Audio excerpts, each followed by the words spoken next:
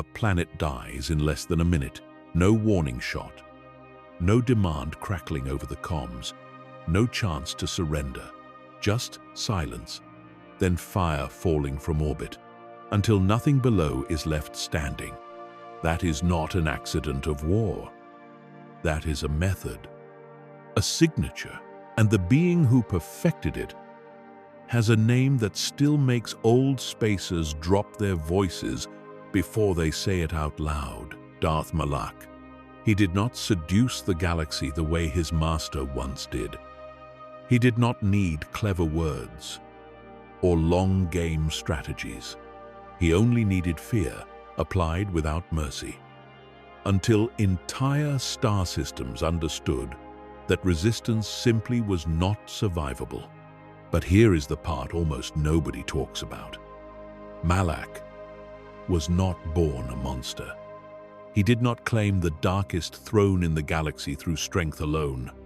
He got there through betrayal, through turning his own guns on the one person who trusted him completely. That single choice, made in a handful of frantic seconds aboard a burning flagship, set every horror that followed into motion. The purges that erased loyal officers over nothing but a rumor. The captive Jedi drained of their own life force just to keep him standing in a fight. The mechanical jaw built from scrap because there was nothing left of his real one to save. This is the lore of Darth Malak, and every single part of it is brutal. Before we go further, close your eyes if you have not already. Let this story wash over you the way it has washed over thousands of listeners before you. It grows darker before it grows peaceful. But that is exactly why it works. Why ruin heard from a safe, warm distance can lull you towards sleep instead of keeping you from it. So settle in. Let your body grow heavy, and let the galaxy far, far away unfold around you. One brutal chapter at a time. Long before he was Darth Malak, before the jaw, before the empire, before the fear, he was a young man named Alec. He was not born into darkness. He was not raised in some hidden Sith enclave, whispering forbidden philosophies from birth. He was, in almost every sense that mattered, an ordinary son of the Republic. He grew up believing in the ideals that most Republic citizens grew up believing in. A galaxy held together by law, by cooperation, by the quiet assumption that most people wanted to live in peace. It was a belief that would not survive contact with what came next. The galaxy Alec grew up in was not a peaceful one for long. Beyond the borders of civilized space, a warrior culture had begun to stir, ancient and proud, hungry for a war it believed was owed to it by destiny. The Mandalorian clans, scattered and quarrelsome for generations, found unity under a warlord who called himself Mandalore, and that unity turned outward toward the soft, sprawling edges of Republic territory. What began as raids became campaigns. What began as campaigns became a war that would scar the galaxy for a generation. The Republic's response was, for a long time, no response at all. The Senate debated. The Jedi Council forbade its members from intervening, insisting that this was a war for the Republic's military, not a crusade for the order to join. Whole systems burned, while politicians argued over jurisdiction and Jedi elders spoke of balance and patience. It was in this vacuum of leadership that a young, brilliant, and increasingly furious Jedi Knight named Revan began to build a following. And among the very first to answer his call was Alec. Alec was not the most gifted duelist in the growing rebel faction that would come to be known as the Revanchists. Nor was he the most naturally attuned to the Force. What he possessed instead was an unbending will and an appetite for combat that unsettled even his allies. Where Revan planned, Alec executed. Where Revan hesitated to weigh consequences, Alec simply did not hesitate at all. He believed, with the kind of conviction that either builds heroes or destroys them, that strength was the only language the galaxy truly understood, and that anyone who refused to speak it deserved whatever came next. Together, defying the council that had raised them, Revan and Alec led a breakaway force of Jedi and Republic soldiers into a war their own order had refused to fight. History would later remember this as one of the great turning points of the age, the moment when idealism gave way to necessity, when a generation of young Jedi chose the battlefield over the meditation chamber. At the time, it felt like salvation. The Mandalorian advance, which had seemed unstoppable, began to falter under Revan's brilliant strategies and Alec's relentless, merciless execution of them. It is worth pausing here to understand what kind of soldier Alec became during those brutal years, because everything that followed grew from this soil. He did not fight the way the Jedi taught. He fought the way survival demanded. He learned to see enemy formations not as people, but as problems to be solved, obstacles standing between the Republic and its future. He learned that mercy shown to a Mandalorian warrior often meant a Republic soldier's death a week later. And slowly, without ever quite noticing the moment it happened, he stopped extending mercy at all. The years leading up to that climax hardened Alec in ways that are easy to summarize and difficult to truly understand unless you consider what it means to fight a war your own government refuses to officially acknowledge. Every soldier who followed Revan into battle against the Mandalorian clans did so as, technically, a criminal in the eyes of the Republic they were dying to protect. There was no formal supply chain. There was no guarantee of reinforcement.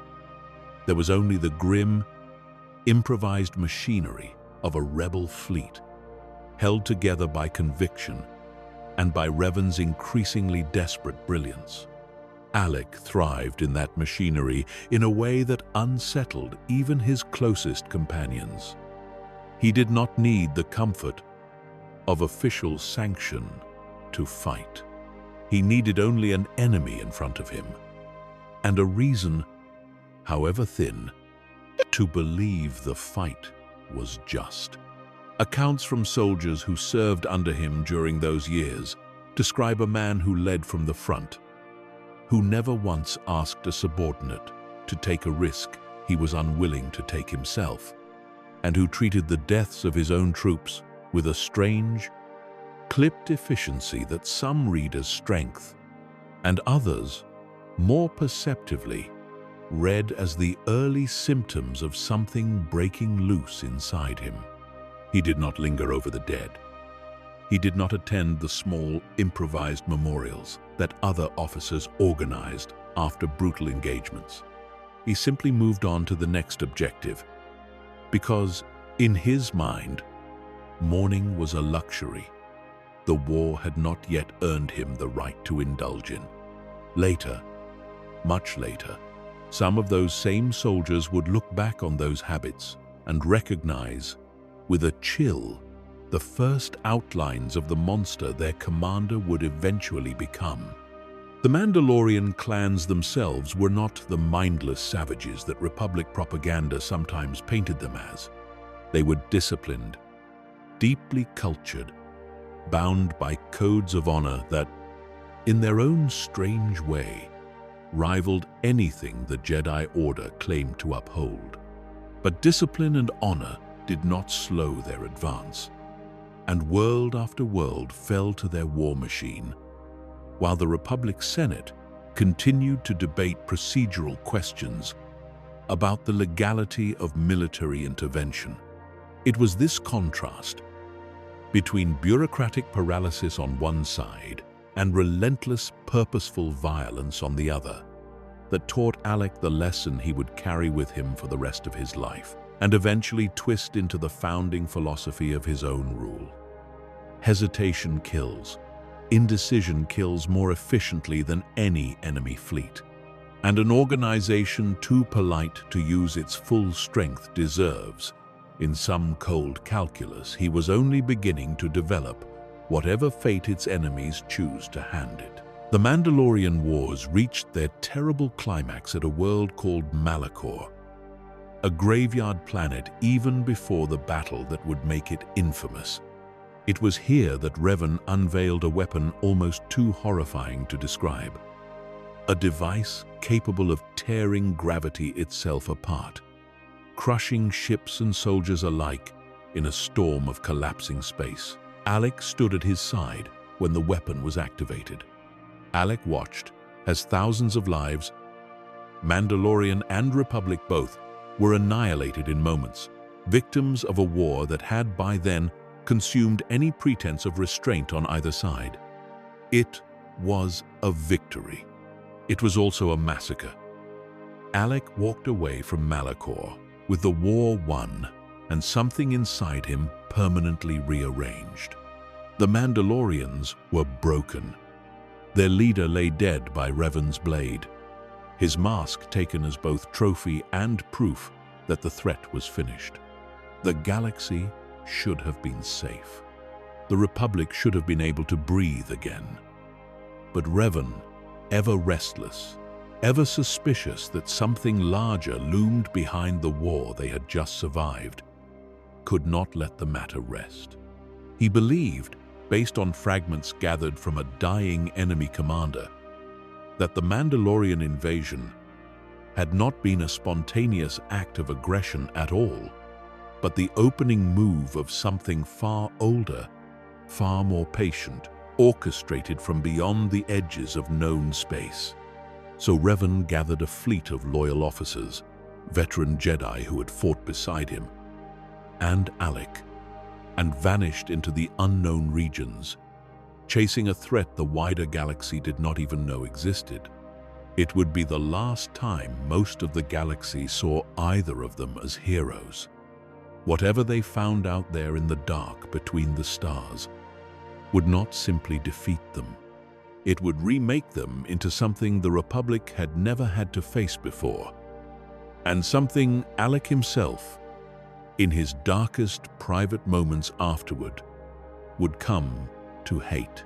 What they found was an empire, not a rebellion, not a warlord's fiefdom, but an ancient, sprawling Sith civilization that had been growing in total secrecy for longer than the Republic's records could account for. It was ruled by a being who called himself only the Emperor, a Sith Lord whose power had been sustained across centuries through means that defied comprehension, means that would make even seasoned Jedi Masters recoil in horror if they understood the full truth.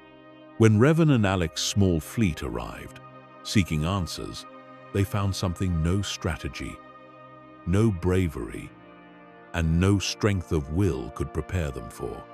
His throne room, according to the few descriptions that survive from those who lived to speak of it, was not the grand, ornate chamber one might expect of a being who had ruled in total secrecy for so impossibly long. It was dark, stripped of ornamentation, lit by a cold, shifting light that seemed to have no clear source, and it carried an atmosphere that pressed down on visitors the moment they crossed its threshold, an almost physical weight that had nothing to do with gravity and everything to do with the sheer, accumulated density of dark side power radiating from the being seated at its center. The Emperor did not need an army to subdue them. He did not need to fire a single shot. He simply reached into their minds with a force so overwhelming that resistance became meaningless. And in the space of moments, two of the most celebrated heroes the Republic had ever produced were unmade and remade, according to his design. Malak would later describe it, in the rare moments he spoke of it at all, as being taken apart down to the smallest thread of thought and rebuilt by hands that did not care what shape he wanted to be. He was given a new name in that moment, an ancient Sith title stripped from history and pressed onto him like a brand.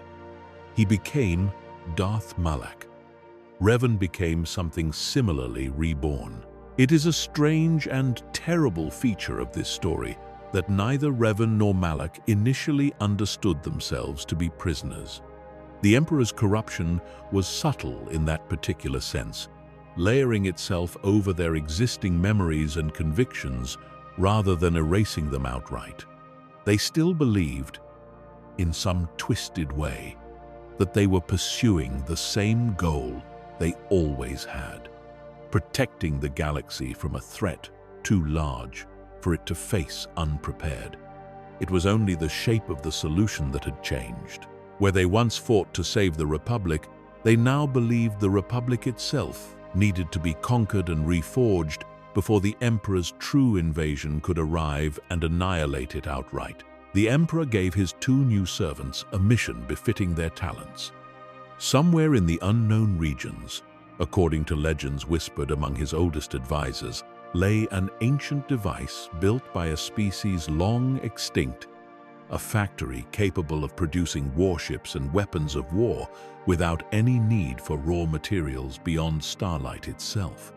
It was called the Star Forge, and whoever controlled it would command an army that no conventional power could match. Ship for ship, fleet for fleet. Revan and Malak were sent to find it, to claim it, and to use it to build the invasion force the Emperor required. The journey to find it took them across some of the most desolate, forgotten stretches of the galaxy, following fragments of ancient star charts recovered from ruins that predated the Republic itself by an almost incomprehensible span of time. They walked through tombs built by a species whose name had long since faded from every record except the darkest, most carefully hidden Sith archives, tombs that still hummed faintly with residual dark side energy even after millennia of abandonment. Malak, during this pilgrimage, began keeping his own private records of what they discovered, dark philosophies and forbidden techniques copied down from crumbling inscriptions, knowledge that would, in later years, feed directly into the brutal methods he employed as a ruler. It is tempting, looking back, to see this journey as the true turning point in his transformation. More so, even than the Emperor's direct corruption. The Emperor broke him. This pilgrimage taught him what to build from the pieces. They found it. Malak, more than Revan in this particular moment, felt something ignite in him. The instant he stood beneath its vast, humming architecture, a station that drew power directly from a dying star and converted that power into instruments of death on a scale that beggared imagination. Where Revan approached the Star Forge with the caution of a strategist assessing a tool, Malak approached it with something closer to reverence. He believed, immediately and completely, that this was the answer to every frustration he had carried since the Mandalorian Wars, since watching good soldiers die because the Republic had been too slow, too weak, too indecisive to act in time. Here, finally, was a power that would never hesitate. Something happened to both of them in the presence of the Star Forge that the Emperor had not fully anticipated. Its dark energy, ancient and corrupting in its own right, began to interact with the fractures the Emperor had already carved into their minds. And in that interaction, something like independent will began to reassert itself. Revan, drawing on reserves of strength that even he did not fully understand, began to break free of the direct thread of the Emperor's control. Malak, following his master's lead as he always had, broke free alongside him. They were no longer the Emperor's puppets in the most literal sense. But freedom, in this case, did not mean redemption. It meant something far more dangerous. It meant two immensely powerful, thoroughly corrupted former Jedi, now answering to no one but themselves and the twisted convictions the dark side had planted in them. Revan's reasoning, in the aftermath of that fracture, was almost coherent enough to sound noble if you did not examine it too closely. He believed the galaxy needed to be united by force, because a fractured, quarreling republic could never survive the invasion. The Emperor was still planning from the shadows. Conquest, in Revan's mind, was not an end in itself. It was preparation. Malak's reasoning was simpler, and in its simplicity, far more honest about what the dark side had actually done to him. He did not care about preparation. He cared about power, about the intoxicating clarity of never again being the soldier forced to watch his own side lose, because someone in a comfortable chair on Coruscant had taken too long to decide anything. Using the Starforge's endless production, Revan and Malak built a fleet unlike anything the galaxy had seen, and turned it against the very republic they had once sworn to protect. History would name this new conflict the Jedi Civil War, and it would prove, in its own way, even more devastating than the Mandalorian Wars that preceded it, because this time the enemy did not have to guess at Republic strategy. This time the enemy had once commanded Republic fleets themselves. This is the part of the story where the two paths, master and apprentice, finally begin to diverge in a way that matters. And it is worth sitting with the difference for a moment, because it explains everything that follows. Revan waged his war with surgical precision. He targeted shipyards, supply lines, strategic choke points, aiming to cripple the Republic's ability to fight rather than to annihilate its people wholesale. It was still a war built on betrayal and conquest, still a campaign that cost uncountable lives. But there was a logic to it, a restraint that suggested some fragment of the man Revan used to be still guided his hand, even if he would never have admitted it. Malak fought no such war. Where Revan calculated, Malak simply crushed. Planets that resisted Sith rule were not besieged. They were bombarded from orbit until resistance became physically impossible, regardless of how many civilians happened to be standing beneath the falling wreckage. Malak did not see this as excessive. He saw it as efficient. A world reduced to rubble in a single afternoon could not organize a resistance movement 6 months later. A population terrified into complete submission required fewer soldiers to garrison than a population merely defeated in battle. It was brutal, transparent logic. The kind of thinking that made sense only if you had already decided that every life on the other side of a targeting reticle had stopped mattering the moment the war began. There were entire sectors along the war's shifting front lines where local governments, upon hearing that Malak's fleet rather than Revan's had been sighted approaching, simply capitulated before a single shot was fired, sending word ahead through whatever channels remained open that they would offer no resistance if their populations were spared. The bombardment doctrine that had already become synonymous with his name. Whether Malak honored those surrenders consistently depended entirely on his mood, on the strategic value of the world in question, and on how much resistance had been offered elsewhere in the same campaign, which meant that even total capitulation carried no true guarantee of safety. That unpredictability, cruel as it was, only deepened the terror. A population that could reasonably calculate the odds of survival might organize resistance. A population left uncertain whether surrender would even save them tended, instead, toward paralysis.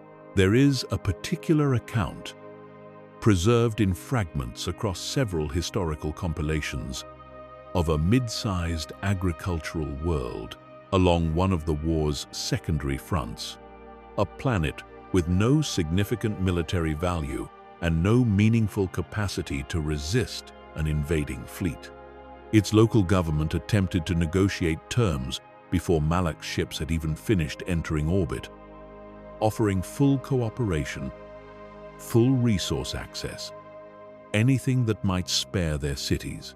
The negotiations, according to the fragments that survive, lasted less than an hour before Malak, apparently judging the delay itself to be an unacceptable waste of time, ordered the bombardment to begin regardless. It was not punishment for defiance. There had been no defiance.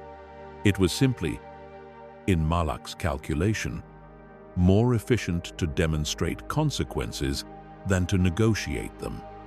And a galaxy that heard this story, retold and amplified 100 times across 100 different systems, absorbed the lesson exactly as intended. Negotiation with the Sith Empire's second-in-command was not a path to safety. It was, at best, a brief delay before an inevitable outcome. Word of Malak's methods spread through Republic space long before Republic fleets ever engaged him directly. And that, too, was by design, whether Malak consciously intended it or not. Terror is a weapon that travels faster than any fleet. Systems that had never seen a single Sith warship began surrendering before the enemy arrived, simply because the stories reaching them were horrifying enough to make resistance feel like suicide. In this strange, awful way, Malak's cruelty became one of the Sith Empire's most effective strategic assets, an invisible force multiplier that shortened campaigns and saved his own ships the trouble of a fight. He was, without question, an efficient monster. That efficiency would come to define him far more than any lightsaber technique or tactical brilliance ever could. And it is worth remembering, as this story continues, that efficiency of this particular kind always carries a cost that does not appear on any battle report. Every world that surrendered out of pure terror rather than genuine defeat remained, underneath its outward compliance, a wound waiting for the pressure to lift even slightly.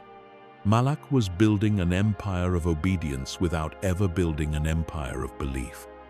And there is a version of this story, the version that unfolds later, where that distinction turns out to matter more than anything else he ever did on a battlefield. Behind the front lines, Malak's brutality did not remain confined to enemy worlds. It bled inward into the very structure of the empire he and Revan were building together. On worlds like Korriban, ancient seat of Sith power reclaimed from the dust of history, Malak took a personal hand in reconstructing the academies where new Sith would be trained, and what he built there reflected his own philosophy with unsettling clarity. Where the old Sith traditions, brutal as they already were, at least maintained some structure of mentorship between master and student, Malak's academy operated on something closer to pure Darwinian pressure. Weakness was not corrected. It was culled. Students who failed to demonstrate sufficient strength or cunning did not receive additional instruction. They simply stopped appearing at meals, and no one asked questions. Because asking questions was, in itself, a demonstration of weakness that could get you noticed for all the wrong reasons. There are surviving fragments of testimony, gathered much later by historians piecing together the era from refugee accounts and captured Sith records, describing what daily existence looked like for a student under this new regime. Meals were not guaranteed. Instruction was not guaranteed. What was guaranteed, every single day, was the possibility of being tested by an instructor or a rival student in a manner that could end in permanent injury or death, and the unspoken understanding that no one, not a fellow apprentice, not a sympathetic master, would intervene on your behalf if you were judged to be losing. Some students thrived under this pressure, emerging as some of the most formidable dark side users the galaxy had ever produced, forged by an environment that offered no room for anything except constant, desperate improvement. Others simply vanished from the Academy's rosters, their names quietly struck from the records, their fates never discussed openly by anyone who valued their own safety. Malak visited these academies rarely, but when he did, his presence was treated less like an inspection and more like a natural disaster moving through the halls. He would watch training duels in total silence, offer no praise, and occasionally, without warning, order an instructor removed from their post on the spot, for reasons that were never fully explained to anyone watching. It kept every teacher, every overseer, every ambitious young Sith in a state of perpetual uncertainty.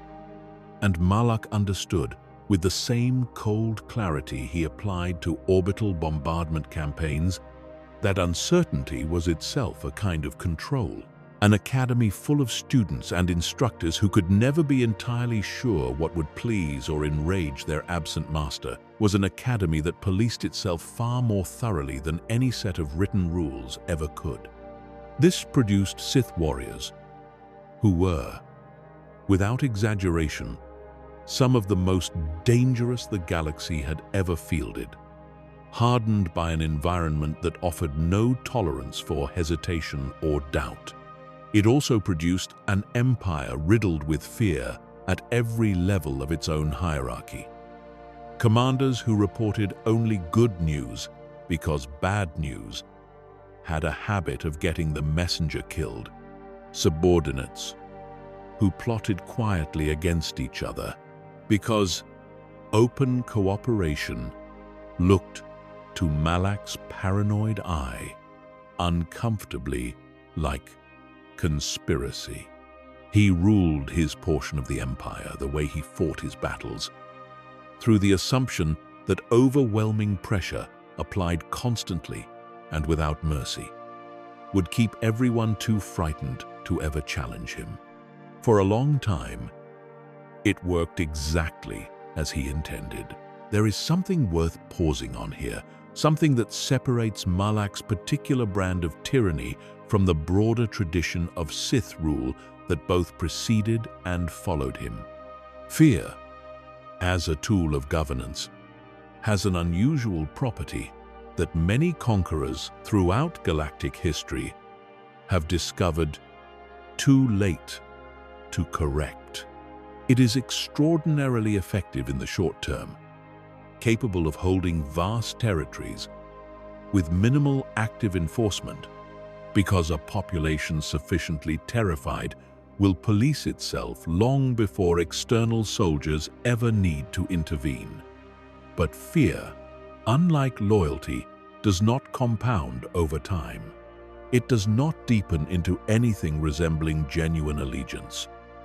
No matter how many years it is sustained, it simply waits patiently for the first sign of weakness in whoever is generating it, and then it inverts, all at once, into something closer to hatred, freed at last from the restraint that fear itself had been imposing.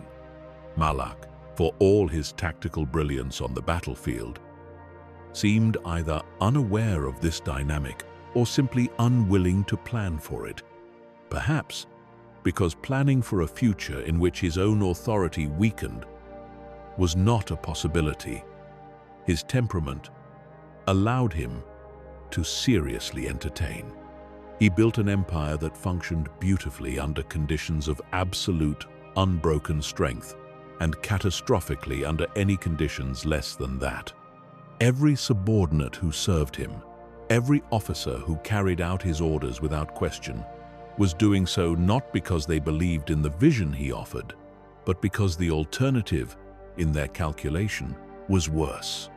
It is a foundation that can support tremendous weight for a remarkably long time, right up until the moment it cannot. And when it finally gives way, it tends to give way all at once, catastrophically, with none of the gradual warning signs that a more loyalty-based structure might have offered. And yet, for all his power, for all the terror his name inspired across a dozen fronts of the war, Malak remained, in the eyes of nearly everyone who mattered, the second name in a partnership that history would always remember by the first. He was Revan's apprentice. He was Revan's enforcer. Every victory, however brutal, however costly, was attributed first to the strategic genius of the master, with the apprentice's ruthlessness treated as a footnote, a useful tool rather than a source of glory in its own right. This arrangement had never truly bothered Alec. Back when he was simply a soldier following a brilliant friend into a war he believed in, it began to bother Malak enormously. The longer the Jedi Civil War dragged on, and the more his own contributions piled up beside Revan's without ever quite receiving equal weight. Consider, for a moment, what it must have felt like to be Malak during those final years of partnership. He had bled for the cause since the earliest days of the Mandalorian Wars, long before Revan had ever needed to convince him of anything. He had stood beside his master through the horror of Malachor, through the mind-shattering corruption inflicted by the Emperor, through the discovery of the Starforge and every campaign that followed. And yet in every holonet transmission intercepted by Republic intelligence, in every terrified report filed by surviving officers who had faced the Sith advance, the name that appeared first, the name that carried the weight of legend, was always Revan.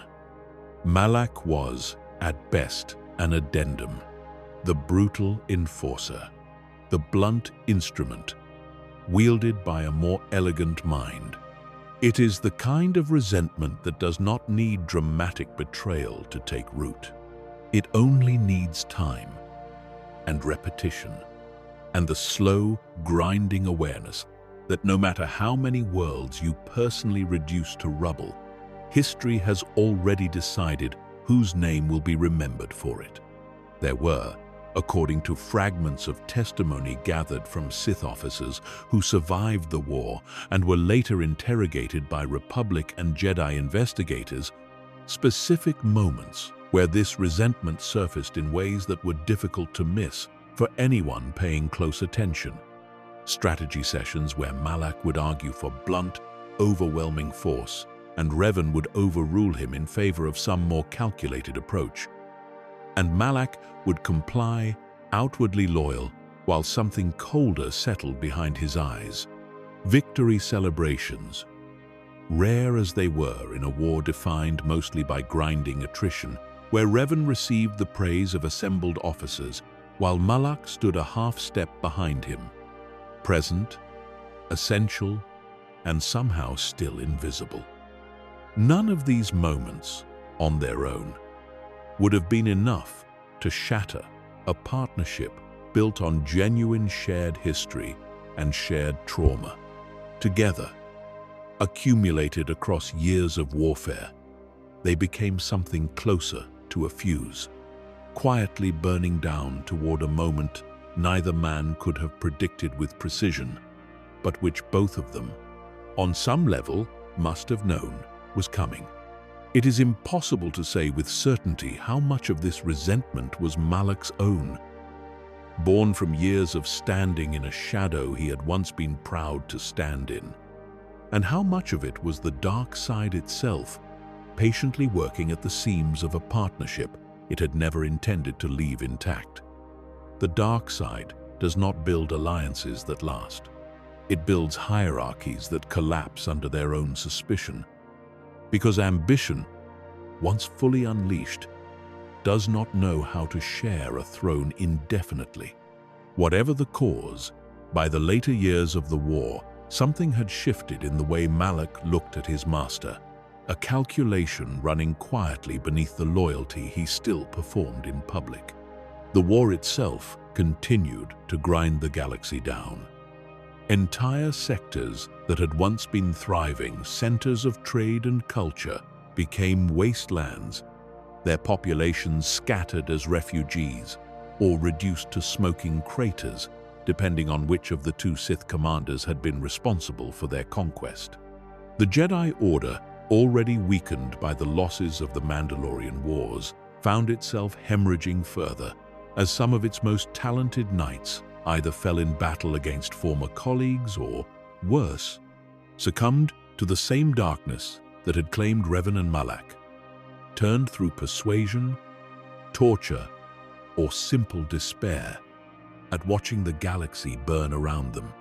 Individual Jedi Masters, veterans of the Order's oldest and most respected lineages, found themselves forced into command decisions that would have been unthinkable to them only years earlier, authorizing strikes they knew would cause civilian casualties, abandoning besieged worlds. They lacked the resources to defend, watching Padawans barely old enough to have completed their trials sent into battles from which the Order knew, with grim statistical certainty, that not all of them would return. The old ideals, patience, contemplation, the careful cultivation of wisdom before action did not simply erode during this period.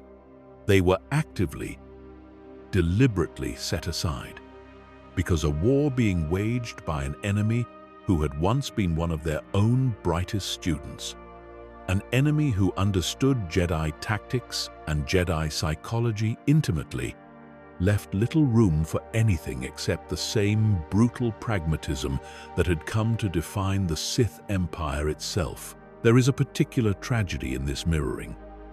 An order built on the rejection of exactly the methods it found itself forced to adopt simply to survive the war Revan and Malak had unleashed upon it.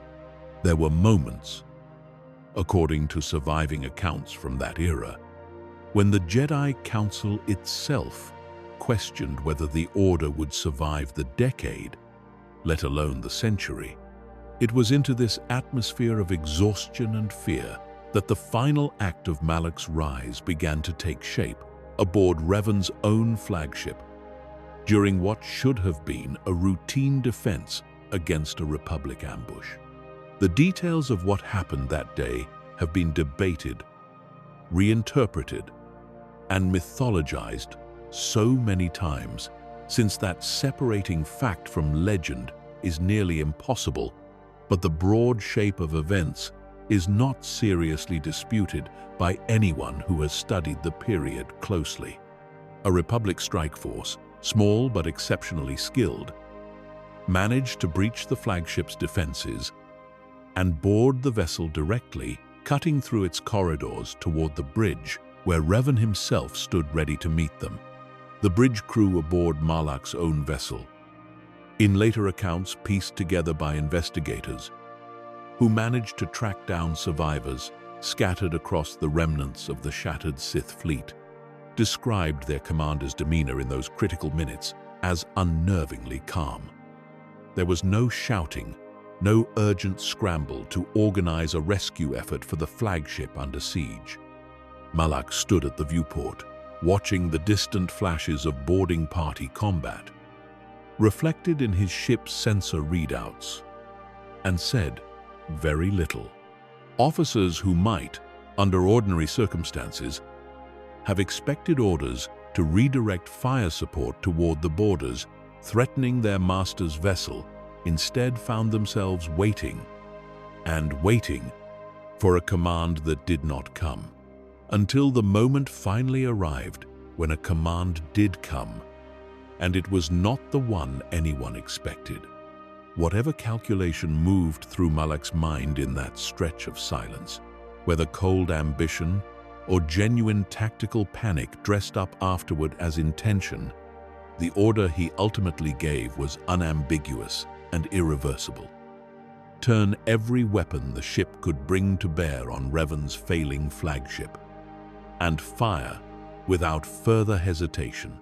Some of the officers who carried out that order would later admit, in whispered testimony they were reluctant to give, even under Republic protection, that they hesitated themselves, waiting for a correction, a clarification, anything that might explain why they were being asked to fire on their own master's vessel, rather than the Republic's strike force attacking it. No clarification came. The order was repeated once, in a tone that made clear it would not be repeated a third time, and the guns opened fire. Malak watched this unfold from his own ship, monitoring the battle at a distance, and in the space of those critical minutes, made a choice that would define the rest of his life and the final years of the war alike. Some accounts suggest cold calculation.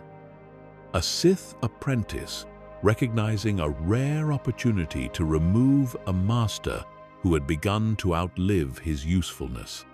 Other accounts suggest something closer to impulse. A moment of panic mistaken for opportunity, or perhaps genuine belief that Revan was already doomed and that firing on the crippled flagship was simply hastening an inevitable, tactically sound outcome. Whatever the truth of his intentions, the result was unambiguous. Malak ordered his own ship to open fire on Revan's flagship, tearing through its failing shields, catching his master directly in the blast. For every witness aboard either vessel that day, the assumption was immediate and total. Darth Revan, architect of the Sith Empire, conqueror of a dozen Republic fleets, was dead, killed not by the Republic he had spent years devastating, but by the hand of his own apprentice. Malak did not mourn. Whatever grief or hesitation might have lived in him in that moment, he buried it beneath the same cold efficiency that had defined every other brutal choice of his career. He returned to what remained of the Sith fleet, announced his master's death to a galaxy already primed to believe the worst of him, and claimed the throne that had, in his own mind, always belonged to him in practice, if not in name. There is a particular kind of horror in how smoothly the transition happened. No civil war erupted within the Sith ranks themselves. No faction rose to avenge a fallen master, because so much of the Empire's structure had already been built on fear rather than loyalty, and fear transfers ownership easily, so long as the new owner is frightening enough to inherit it. Malak was, by every measure that mattered to the officers and Sith Lords beneath him, more than frightening enough. Where Revan had commanded a strange, uneasy mixture of respect and terror, Malak commanded terror alone, undiluted, and, in the short term at least, that proved sufficient to hold the Empire together under his singular rule. He took new titles for himself in the aftermath, styled himself Dark Lord of the Sith in full, no longer an apprentice standing in anyone's shadow, and he began reshaping the war according to his own uncompromising vision. Free at last of whatever restraint Revan's strategic patience had imposed on him. The bombardments grew more frequent. The purges within his own ranks grew harsher, as Malak, ever paranoid that another ambitious subordinate might attempt what he himself had done to his master, moved swiftly and violently against anyone who so much as appeared to be gathering too much personal loyalty among the fleet. The court that formed around Malak in this period, if it can even be called a court in the traditional sense, bore little resemblance to the elaborate, ritualized hierarchies that had once defined Sith society in earlier ages. Ambitious Sith lords who might, under a different ruler, have jockeyed for advisory positions and public favor, instead learned to make themselves as inconspicuous as possible, understanding that visibility in Malak's presence carried at least as much risk as reward. Those who did rise to positions of relative prominence beneath him tended to share a particular set of qualities: an absolute willingness to execute brutal orders without question, a complete absence of independent political ambition, or at least the skill to hide such ambition perfectly, and a track record of loyalty stretching back far enough that Malak, in his deepening paranoia, could convince himself it was trustworthy. Even that trust proved conditional and short-lived.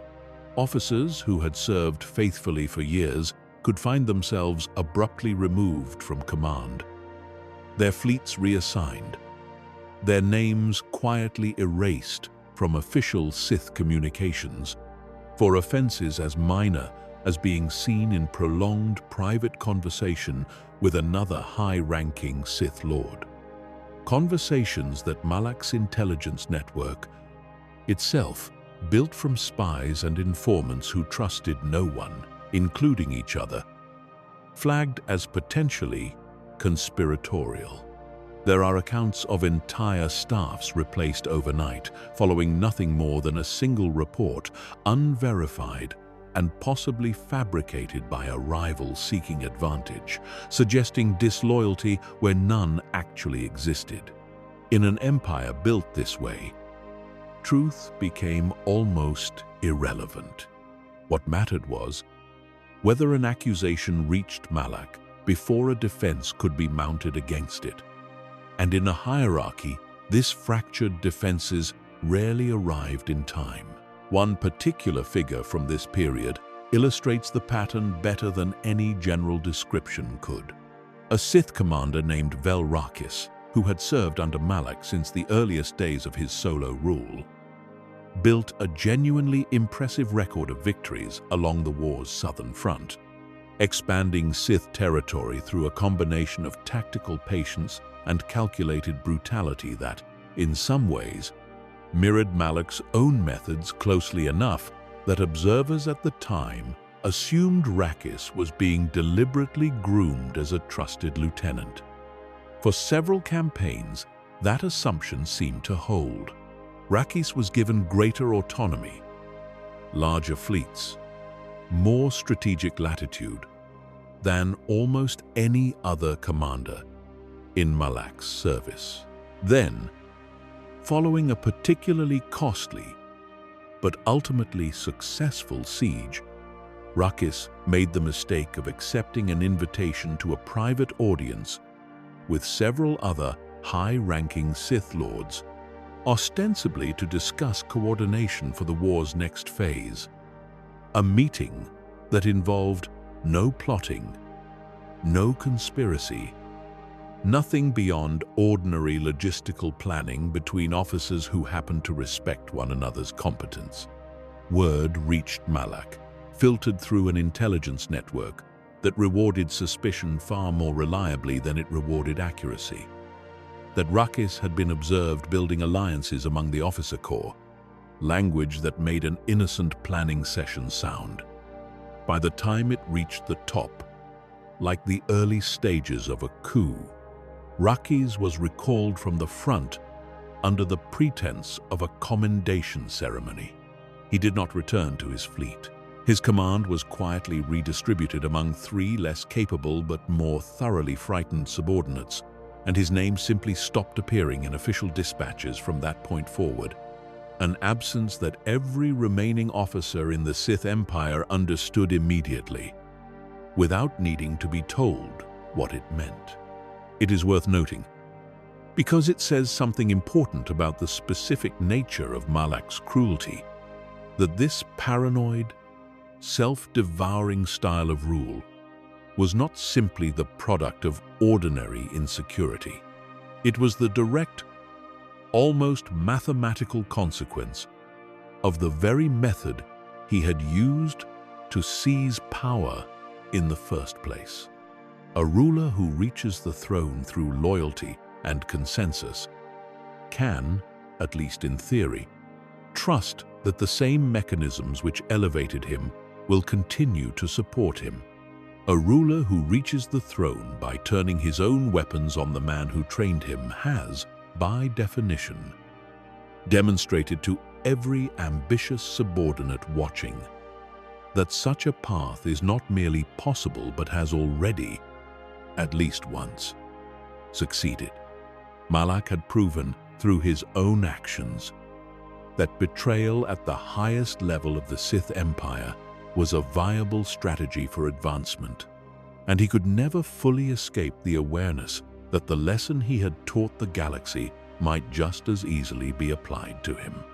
It was around this period, in the years following his seizure of total power, that the injury occurred which would come to define his appearance for the rest of his life, an injury whose precise origin remains one of the more disputed details of his history. Some accounts claim it was sustained during a duel with a Jedi opponent who came closer to killing him than any single enemy before or since.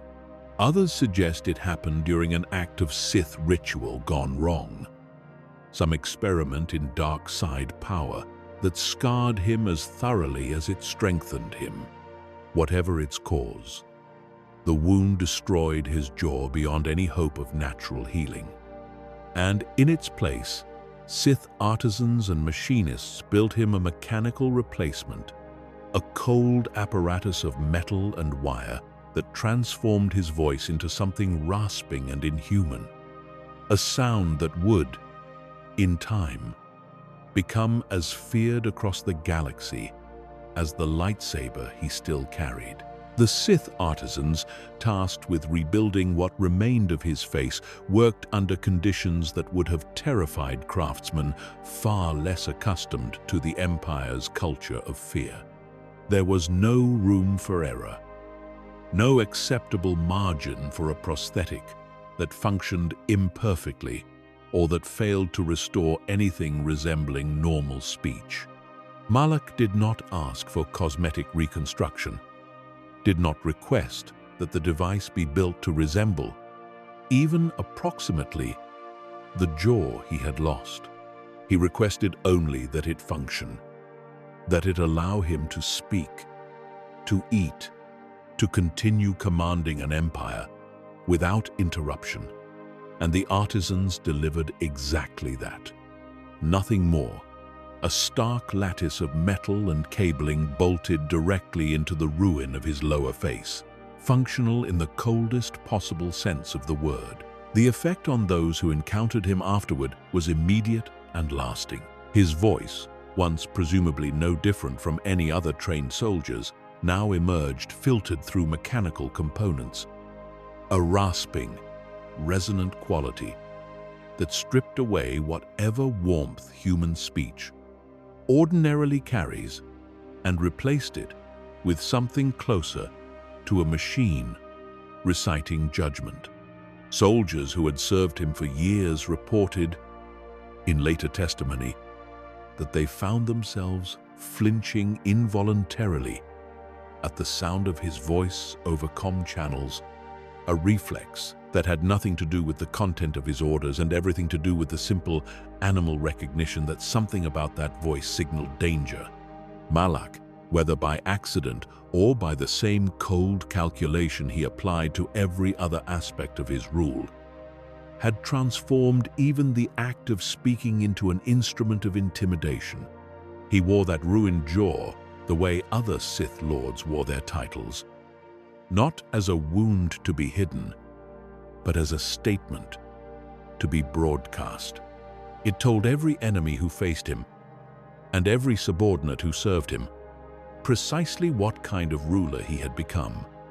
A being who had been broken and rebuilt in metal, who bore the evidence of his own violence on his face for the rest of his existence and considered it, if anything, a kind of honor. There was no vanity left in him by this point. No interest in appearing anything other than exactly as terrifying as he actually was. By the time the war reached what should have been its final, decisive years, Darth Malak sat alone atop an empire built from conquest, terror, and the still, quiet fiction that he had killed the man who made it all possible. He did not know, could not have known, that the flagship's destruction had not been as complete as it appeared, that his master had survived the attack in a condition close enough to death that a passing Republic vessel mistook the wreckage for a total loss and claimed only a single, unconscious, unidentified survivor from the debris field. He did not know that this survivor would soon be carried into Republic custody, stripped of every memory that made him who he had been, and quietly rebuilt into someone entirely new. There is a particular kind of dramatic irony that settles over this period of the story once you know how it ends. And it is worth sitting in that irony for a moment before we go any further. Somewhere in Republic space, aboard a vessel whose crew had no idea what they had actually recovered from the wreckage of a devastating flagship battle, a broken, unconscious body was being kept alive by medical technology and stubborn Jedi determination.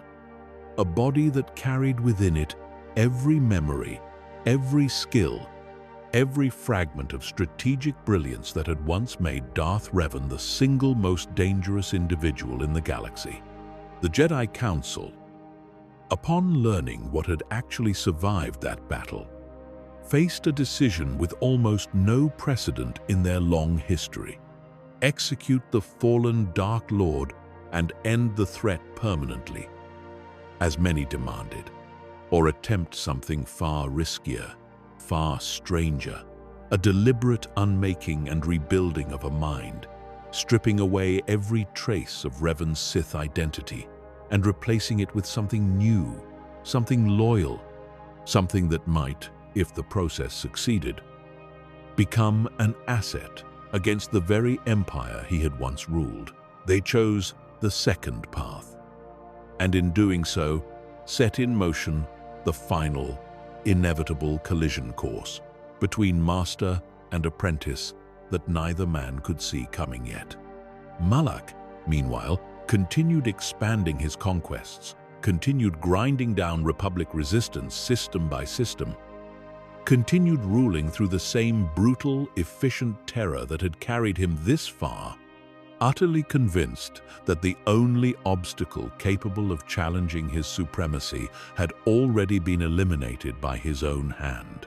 He did not know that somewhere, on a quiet, tightly guarded Republic vessel, a Jedi Padawan and a small crew of unlikely companions were about to be given a new name to protect, a new identity to nurture, and an old destiny they could not yet imagine.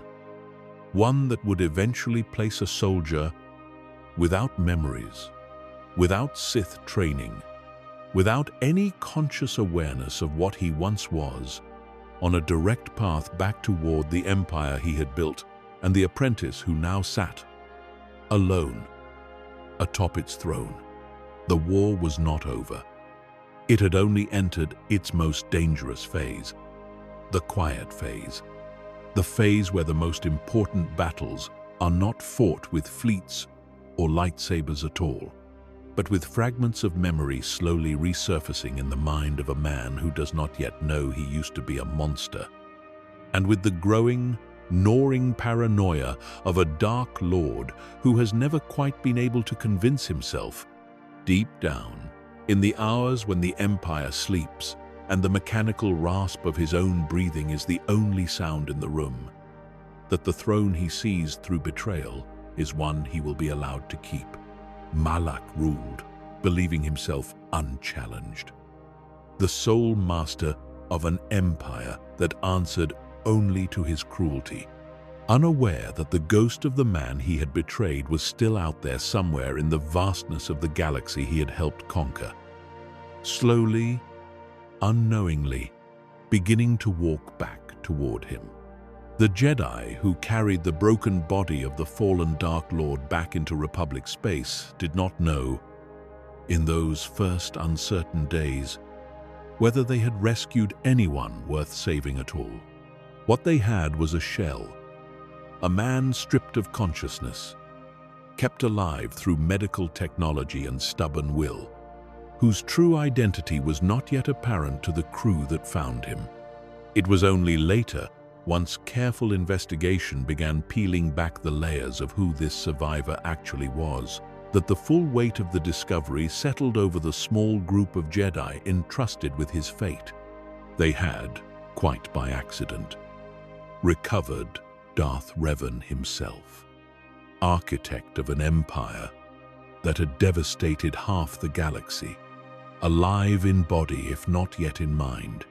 The debate that followed within the Jedi Council was as fierce as any in living memory. Masters who had lost Padawans, colleagues, and entire generations of students to the war Revan and Malak had unleashed, sat across the chamber from one another, unable to agree on whether mercy toward the man responsible for so much suffering represented wisdom or a catastrophic failure of judgment that might cost the galaxy even more before the story finished playing out. Some among the council argued that execution, however uncomfortable it sat against traditional Jedi teachings regarding compassion and restraint, was simply the responsible course, the only guarantee that a mind capable of such strategic brilliance and such thorough corruption could never again be turned against the innocent people who had already suffered so much because of choices made in a throne room deep within enemy territory. Others, a smaller but deeply committed faction, argued for something that many outside the council considered almost reckless in its optimism, an attempt to prove that even the deepest fall into darkness might, under the right circumstances and with sufficient skill applied to the effort, be reversed rather than simply punished. They pointed to fragments of the man's history that suggested the corruption inflicted upon him had not been entirely voluntary, that the Emperor's overwhelming power had shattered and reshaped a mind that might, if given the chance to rebuild along different lines, choose an entirely different path than the one imposed upon it in that dark throne room. It was, by any measure, an enormous gamble, one that placed the Order's own credibility and safety on the line in service of a theory about redemption that had never been tested at this scale before. It was an act of tremendous risk, bordering on desperation, and it succeeded only because the small group of Jedi who undertook it possessed a level of skill and daring that bordered on recklessness in its own right. When the process was complete, the man who opened his eyes remembered nothing of Malachor, nothing of the Emperor, nothing of the Star Forge, or the countless worlds he had conquered in Revan's name. He believed himself a loyal soldier of the Republic, freshly emerged from a battle injury, eager to serve wherever he was needed. He was given a new identity to protect that fiction, folded quietly into Republic operations under careful, discreet supervision, watched constantly by Jedi who understood exactly what slept beneath the surface of his rebuilt mind, waiting, they hoped, never to wake again. For a time, this fragile arrangement held. The soldier who did not know he had once been the most feared man in the galaxy proved himself capable, resourceful, and instinctively skilled in ways that occasionally startled the companions assigned to monitor him. Flashes of tactical brilliance or lightsaber technique that seemed to emerge from nowhere, unexplainable by any training he consciously remembered receiving. There were quieter moments too, harder to categorize. Instances where he would find himself staring at a particular star chart or hearing a particular piece of music and feeling an inexplicable weight settle over him. Some emotional response entirely disconnected from any memory he could consciously access, as though grief or guilt too large for his rebuilt identity to process was leaking through from whatever remained buried beneath it. His companions, sworn to secrecy about his true origins, learned to navigate these moments carefully, offering comfort without ever being able to explain its true source. He was drawn, whether by design or by some deeper current of fate, that the galaxy itself seemed determined to enforce, into a mission that would eventually lead him back toward the very star forge he had once helped construct. Accompanied by a small band of companions who would come to matter to him more than he yet understood, chief among them a gifted young Jedi whose own talents ran deeper than even she fully realized.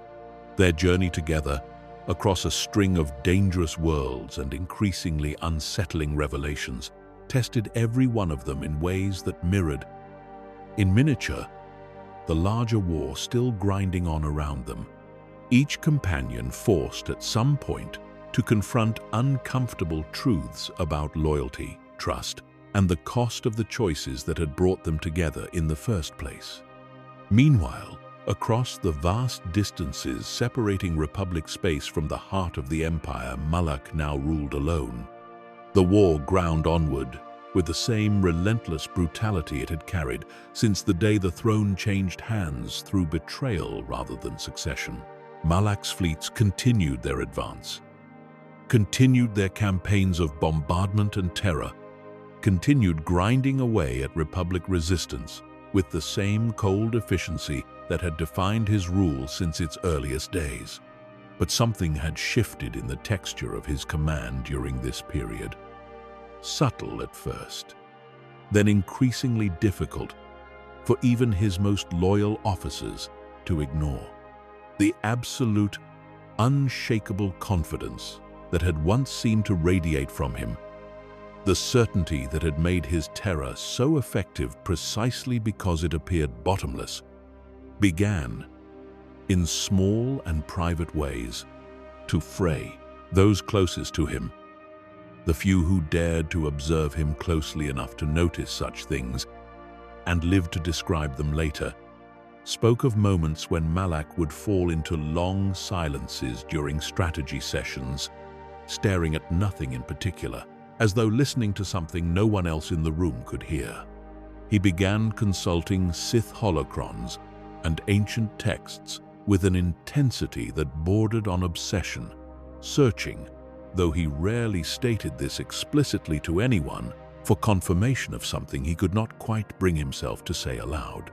One officer, in testimony given many years later under Republic protection, described discovering Malak alone in a meditation chamber during what should have been the middle of a routine command shift, seated motionless before a holocron recovered from one of the oldest Sith tombs on Korriban, murmuring something too quiet to make out clearly, a habit that officer had never witnessed before and never witnessed again, and which unsettled him more thoroughly than any battlefield horror he had encountered throughout the entire war. It is worth remembering that the Force itself does not forget easily, and that a bond as deep as the one forged between master and apprentice through years of shared war and shared corruption does not simply vanish because one party believes the other to be dead.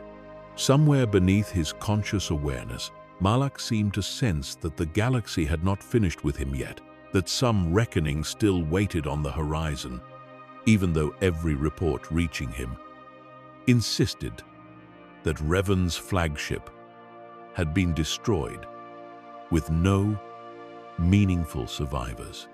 This tension between what his intelligence reports told him and what some deeper, wordless instinct kept insisting was still true became, in the final months of his rule, a kind of quiet torment that no amount of conquest or violence seemed capable of resolving. A crack in the otherwise total confidence that had once made him so effective as a ruler through fear. This growing unease did nothing to soften his methods.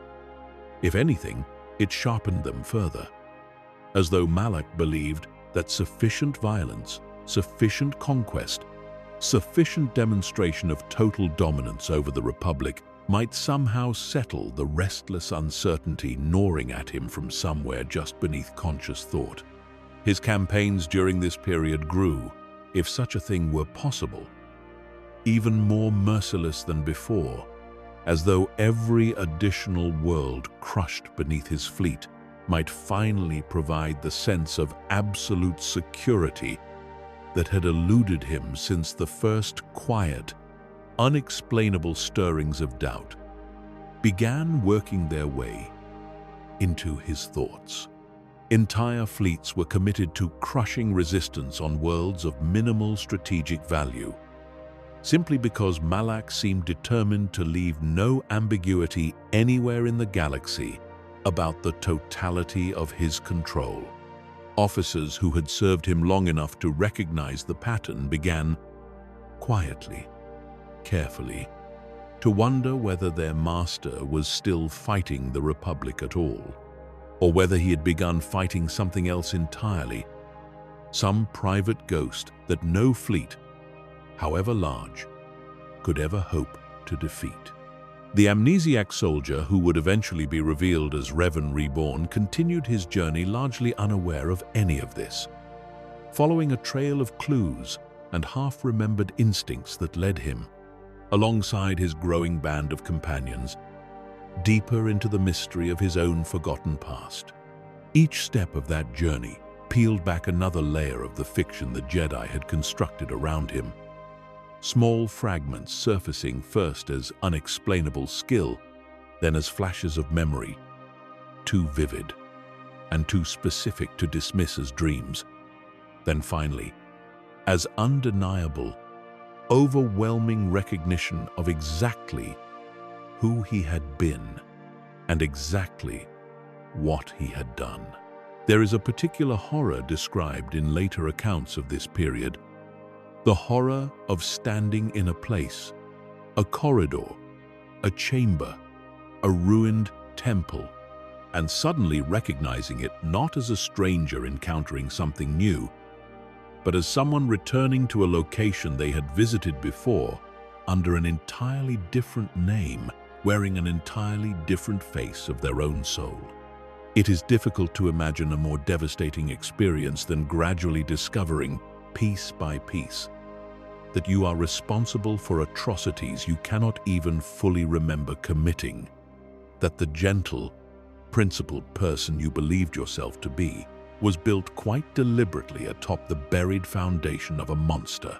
When the truth finally arrived in full, delivered not gently, but through the brutal clarity of restored memory, the man who had spent recent months believing himself an ordinary soldier of the Republic was forced to confront the totality of what Darth Revan had done, and more importantly, to decide what he intended to do about it now that the choice, however impossible it seemed, once again belonged entirely to him.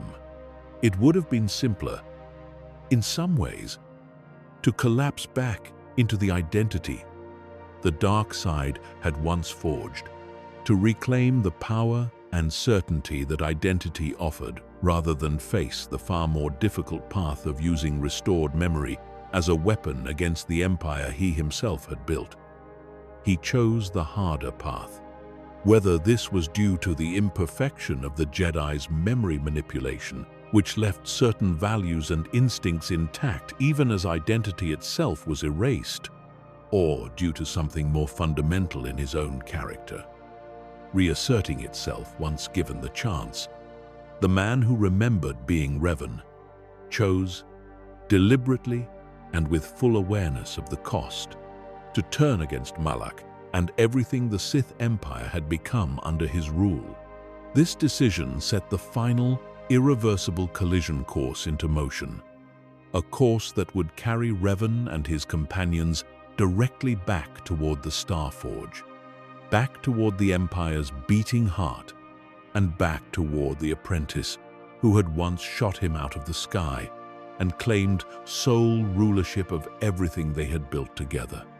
There was no dramatic declaration, no formal announcement of intent, simply a quiet, resolved decision made by a man who understood exactly what confronting his former apprentice would likely cost him, and who chose to accept that cost rather than allow the empire he had once built to continue operating under the brutal terror Malak had made of it. It is worth pausing here, before the final confrontation begins in earnest, to consider what this must have meant for Malak, who by this point had begun to sense, through channels neither entirely rational nor entirely mystical, that the ghost he feared was not merely a ghost after all, but something closer to an approaching storm, gathering strength with every passing day, drawing steadily nearer to a throne that had never felt entirely secure beneath him. Reports began reaching Malak's command structure of a small Republic vessel, making unusual, deliberate progress toward territory controlled by the Sith Empire, accompanied by intelligence suggesting the presence of a Jedi with unusually strong battle-related abilities among its crew. On its own, such a report might have warranted only routine attention, one small ship among the countless vessels the Republic still fielded despite years of devastating losses. But something about this particular report unsettled Malak in ways his officers could not fully explain, a reaction that seemed disproportionate to the modest threat. A single vessel ought to represent against the full might of the Sith fleet. He ordered increased vigilance along the approach routes to the Star Forge, doubled security around his own person, and began, for reasons he articulated to no one, spending increasing amounts of time in isolated meditation, as though bracing himself for something he could not yet name but felt approaching with the same certainty one feels an oncoming storm long before the first drops of rain arrive. It is here, in this final stretch before the confrontation that would end his reign, that Malak's rule reached its darkest and most desperate extremity, a period whose horror even exceeds the brutal campaigns and paranoid purges that had already defined his tenure as Dark Lord. Sensing, correctly, that a serious threat was converging on the Star Forge, and unwilling to trust the strength of his fleet alone against whatever this threat might represent, Malak turned to a method of drawing additional power that revealed, more clearly than anything before it, exactly how far he had traveled from whatever remained of the young soldier who once fought beside Revan out of genuine conviction rather than naked hunger for dominance. There is a meaningful difference, worth pausing on, between the brutality Malak had displayed throughout most of his career and the specific cruelty of what came next. The bombardments, however horrifying, had at least carried the cold logic of warfare. Terrible acts committed in service of conquest against an enemy actively resisting him. The purges within his own ranks, however paranoid and unjust, had at least operated under the pretense of preserving order and loyalty within a functioning command structure. What followed in these final weeks abandoned even those thin justifications entirely, becoming instead an act of pure, personal self-preservation carried out at the direct and repeated expense of people who had already been stripped of any capacity to resist or refuse. Held within the depths of his own command station were a number of captured Jedi, taken prisoner over the long course of the war, kept alive, not out of mercy, but as strategic assets, sources of information, potential leverage, or simply trophies, demonstrating the totality of Sith victory over an order that had once seemed unbreakable. Malak, in these final desperate days before the confrontation he could feel approaching, began drawing directly upon the life force of these captive Jedi, a technique of dark side power so fundamentally cruel that even hardened Sith Lords in the galaxy's darker eras had approached it with a degree of caution. Malak no longer possessed the patience to observe. Each time, his own strength waned. Whether from the exertion of combat or the accumulated weight of years spent ruling through fear and violence, he would reach out through the Force and pull vitality directly from these imprisoned Jedi, healing his own wounds and replenishing his own power at the direct cost of theirs, leaving them weaker, more diminished, closer to death with every use. It is difficult to overstate how thoroughly this single practice illustrates the totality of what Malak had become. This was not conquest in service of some larger, however twisted, vision for galactic order, the kind of rationalization Revan had at least been able to construct for his own atrocities. This was pure, unmediated extraction, treating the suffering and eventual death of imprisoned, defenseless people as nothing more than a renewable resource to be drawn upon whenever personal convenience demanded it. The Jedi held in that captivity endured a horror that few prisoners in galactic history have ever been forced to survive, kept alive specifically so that their pain and vitality could be harvested indefinitely, denied even the mercy of a clean death because a living prisoner could be drained again and again, while a dead one could not. Revan and his companions arrived at the Starforge to find an empire bracing itself for a battle it had, on some level, been dreading for weeks without fully understanding why. The approach through the outer defenses was brutal. Ship against ship, the Republic vessel and its small escort, forced to weave through waves of Sith fighters and defense platforms that Malak had positioned with the paranoid thoroughness of a man who no longer trusted anything to chance. Losses mounted quickly among the defenders, but so too did they mount among the boarding party. Each explosion and each collision, a reminder that whatever waited at the heart of that ancient, humming station would not be reached easily, regardless of how just the cause driving the attackers forward might have been. Once aboard, Revan and his companions fought their way through corridors that had once been familiar to him in an entirely different life. A strange and disorienting experience that several of his companions later described as watching their friend navigate the station with an instinctive certainty that unsettled them, as though some deep, buried part of him still remembered every junction and access point from the days when he had ruled this place as its master rather than its enemy. There were moments during that advance when he would pause before a junction, wait a beat longer than seemed necessary, and then choose a direction that made no immediate sense to the companions following him, only to have that choice proven correct moments later when the path revealed a shortcut or avoided an ambush that no map in their possession could have warned them about. It was unsettling to witness. A living reminder that the man leading them through this fight had once walked these same halls as their enemy's creator.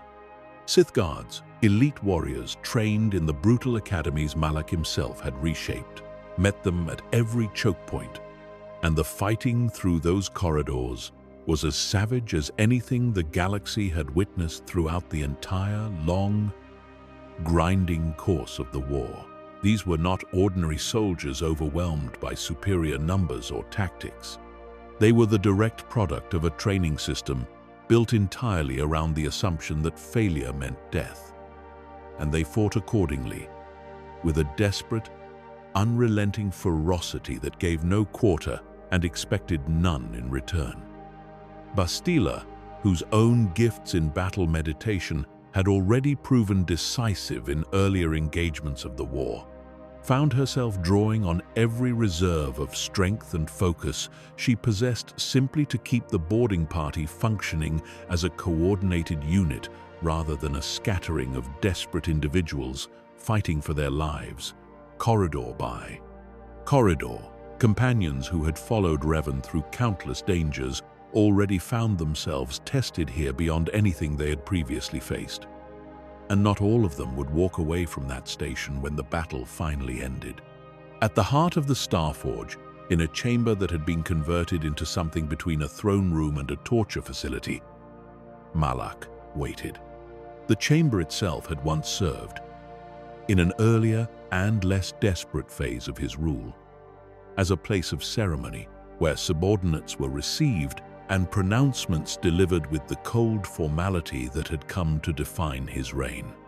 By this final period, it had been stripped of whatever ceremonial function it once held, and repurposed entirely around a single grim necessity, keeping his captive reserve of Jedi close enough to draw upon the moment circumstances demanded it. Chains and restraint fields lined one section of the chamber, a detail that told its own story to anyone who stepped through those doors with eyes open enough to notice. He had known, by this point, exactly who was coming for him. Some combination of intelligence reports and the deeper, unspoken certainty that had been gnawing at him for weeks, finally converging into undeniable clarity. He did not flee. He did not attempt to marshal additional defenses or retreat to a more secure location. Whatever else can be said about Malak, and there is a great deal that can be said, none of it favorable, he did not lack for a particular kind of grim courage in this final confrontation, a willingness to stand and face the reckoning he had clearly sensed approaching for some time. There is a version of this moment preserved in some of the more sympathetic retellings that have circulated over the years, that paints this final stand not as courage exactly, but as something closer to exhaustion. A man who had spent so long anticipating this exact reckoning that when it finally arrived, some quieter part of him simply welcomed the end of the waiting. The chamber itself bore silent witness to exactly what Malak had become in his final days of power. The captive Jedi he had been draining for strength remained there, chained, weakened, kept alive purely as a reserve of vitality to be called upon the moment his own reserves ran short during the confrontation he knew was coming. When Revan finally stood before him, face to face for the first time since the betrayal that had shattered their partnership and nearly ended Revan's life, Malak did not offer explanation or apology. Whatever words passed between them in that first tense moment before combat began have been recorded differently across different accounts, some more sympathetic to Malak than others, but the broad substance agrees closely enough to trust. Malak looked at the man he had once called master, the man he had tried to kill and believed for so long that he had succeeded in killing, and saw not vindication but something closer to inevitability, the sense that this moment had always been waiting for him, no matter how thoroughly he tried to convince himself otherwise. The duel that followed has become, in the retelling across countless accounts gathered from surviving witnesses and later historians who pieced together the fragments, one of the defining confrontations in the entire long, brutal history of the Sith. It was not a clean contest between two disciplined warriors observing some code of honorable combat. It was raw, desperate, and increasingly savage as it progressed, each combatant drawing on every resource available to gain an advantage over an opponent who understood their fighting style intimately, having trained alongside them for years before betrayal ever entered the picture. The chamber itself became a hazard as the fight wore on, consoles shattering under wild strikes, support pillars scorched and cracked by blows that missed their intended target, only to carve through architecture instead. the ambient hum of the Starforge's machinery, rising and falling beneath the clash of blades like the station itself, was straining to keep pace with the violence unfolding within it. There is a particular detail preserved across nearly every account of that duel, regardless of how sympathetic or unsympathetic the source, that speaks to the strange, tragic intimacy buried beneath all the violence. More than once, in the earliest exchanges of the fight, both men seemed to hesitate at exactly the moment a killing strike might have landed, some buried reflex of old partnership, briefly overriding the desperate logic of combat, before the fight's momentum swept that hesitation away entirely. It was as though some fragment of the men they had once been, master and apprentice, bound by years of genuine shared purpose, before the Emperor's corruption ever entered the picture, refused to fully disappear, even now, even here, even with everything that separated them by this point in their respective ruinous journeys. Malak fought with the same overwhelming aggression that had characterized every battle of his career. Relentless pressure, applied without pause, seeking to overwhelm his opponent through sheer relentless force rather than subtlety or restraint. Each strike carried the accumulated weight of years spent proving himself through violence, years spent convincing an empire, and, more quietly, himself. That strength alone was sufficient justification for anything he chose to do with it. There was very little technique in the traditional sense guiding his assault, and very little needed to be, because the sheer volume and power of his attacks forced Revan into an almost entirely defensive posture through the opening exchanges, giving ground steadily across the chamber floor while searching for any opening that might allow a shift in the fight's momentum. Revan, drawing on skill and control refined across an entire lifetime of combat, both as Jedi and as Sith, met that aggression not by matching its raw power directly, but by absorbing it, redirecting it, forcing Malak to expend enormous reserves of strength and stamina without ever quite landing the decisive blow his instincts told him should already have ended the fight. This was, in many ways, the entire dynamic of their partnership played out one final time in miniature. The same pattern that had defined every strategy session and every campaign of their years, fighting side by side, Malak's raw force meeting Revan's patient, calculating control. And just as it had during those earlier years, that pattern began, gradually, to favor the man-wielding restraint over the man-wielding pure aggression. It was during this exchange that Malak, feeling his own strength beginning to falter under the sustained pressure of the duel, reached out through the Force toward his chained prisoners and began drawing on their remaining vitality, healing wounds that should have slowed him, replenishing energy that should have been exhausted, sustaining himself through the suffering of people who had already endured far more than any prisoner should ever be forced to survive. The effect was immediate and visible. Wounds that had opened moments earlier, sealing themselves. Exhaustion that should have been dragging at his limbs evaporating in an instant, replaced by a fresh, borrowed vigor that allowed him to press his attack with renewed and terrible force, driving Revan backward across the chamber with a fury that seemed, for several long moments, genuinely unstoppable. Revan recognized immediately what was happening, understood the source of his opponent's sudden, unnatural resurgence, and made a choice that revealed, as clearly as anything in this entire story, the fundamental difference that had always separated him from the apprentice standing across from him. Rather than continuing to press the direct attack, rather than accepting the tactical disadvantage of dividing his attention during an already desperate duel, Revan began moving through the chamber between exchanges, cutting the restraints, binding the captive Jedi, freeing them one at a time, even as Malak's blade came at him again and again, each freed prisoner, representing one less source of stolen strength available to sustain his opponent.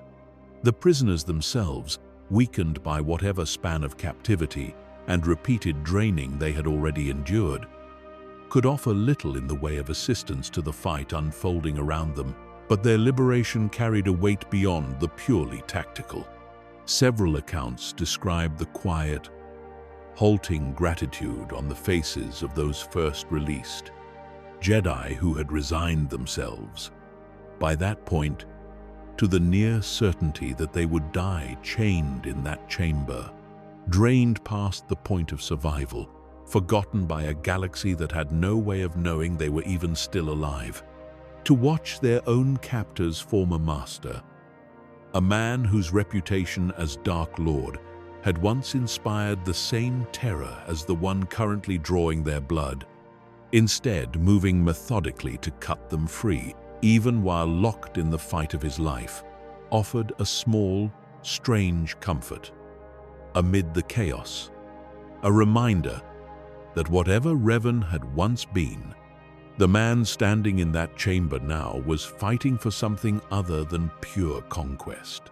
It was a desperately risky strategy, exposing Revan to attacks he could have more easily defended against had he remained focused entirely on the duel itself, but it worked precisely because it targeted the true foundation of Malak's power in that final confrontation, a foundation built not on genuine strength, but on parasitic extraction from people who had never consented to serve as a renewable resource for their captor's survival.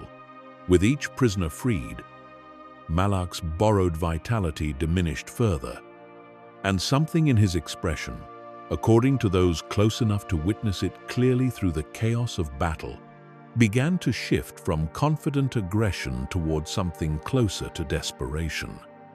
The growing, dawning realization that the resource he had come to depend on so completely was being methodically stripped away from him, piece by piece, prisoner by prisoner, until finally, with the last captive released and no further reserves left to draw upon, the fight became what it had perhaps always secretly been beneath all the borrowed power and desperate tactics. A contest between two Force users relying on nothing but their own genuine strength, skill, and will.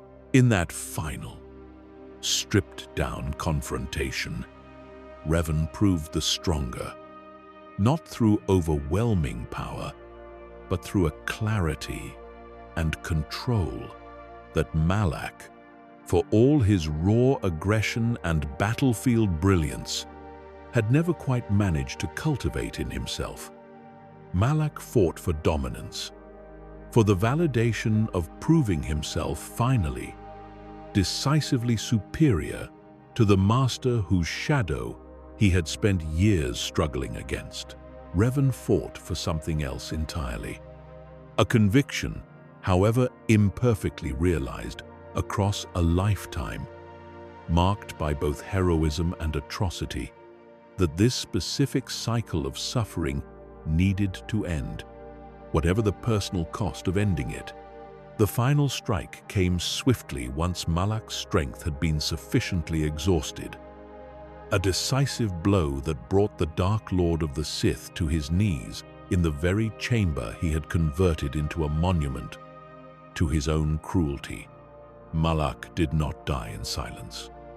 In his final moments, with his mechanical jaw rasping out words that several witnesses struggled afterward to fully reconcile with everything else they knew about the man, he looked up at his former master and offered something that sounded unmistakably like acknowledgement.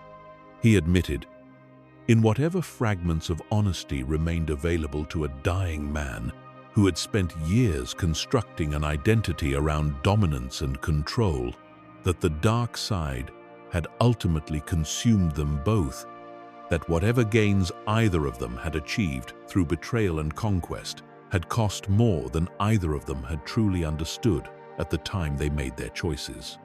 He acknowledged, with what little breath remained to him, that Revan had perhaps chosen the wiser path in finding his way back from the darkness they had both fallen into together, even if that acknowledgement arrived only in the final seconds before his own mechanical breathing finally, permanently stopped. There is something almost unbearably sad in the shape of that final exchange, stripped of everything except two men who had once fought together for reasons they both genuinely believed in, now separated by a mountain of atrocity that only one of them would survive to reckon with. Revan did not gloat over the body of his fallen apprentice.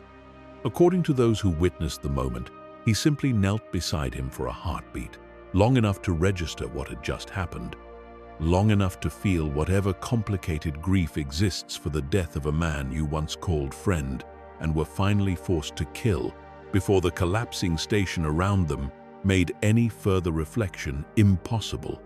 There was no time for Revan or his companions to fully absorb the weight of that moment. The Starforge itself, already unstable from the battle raging outside its hull between Republic and Sith fleets, began coming apart around them.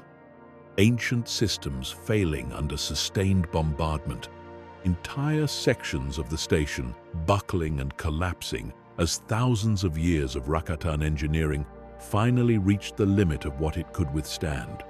Alarms that had not sounded in millennia blared through corridors already choked with smoke and the acrid smell of overloading systems, the station's ancient architecture groaning under stresses it had never been designed to survive.